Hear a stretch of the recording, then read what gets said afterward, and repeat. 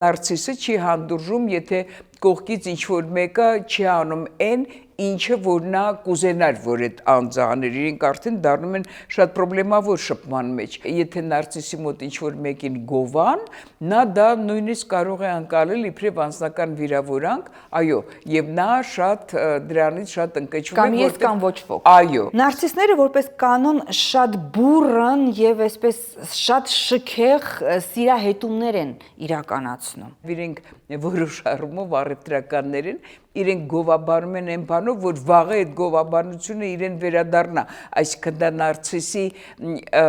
սնունդն է։ Մեծ մասնագետ է մեղավորության զգացում տալով դիմացինին, շատ մեծ մասնագետ է։ Իրականում չեն սիրահարվում նարցիսները։ Նարցիսը չէ, նարցիսը, քանի նա նարցիս է, նա իրան է սիրում։ Իրենք շատ խոշոր մանիպուլատորներ են։ Ես նարցիսներ գիտեմ, որոնք սիրում են միայն իրենց տան կենդանիներին, կամ շներին, կամ կատուներին, մարդ արարած չեն սիրում։ Իրան հետարքիր չի քո հետ ինչա կատարվում։ Նարցիսին հետարքիր չէ։ Նա նույնիսկ ձևերել չի թափի, որ հետարքիր է։ Իրանք բոլորովին շնորհակալ չեն, իրանք շնորհակալություն բառը շատ դժվար են ասում։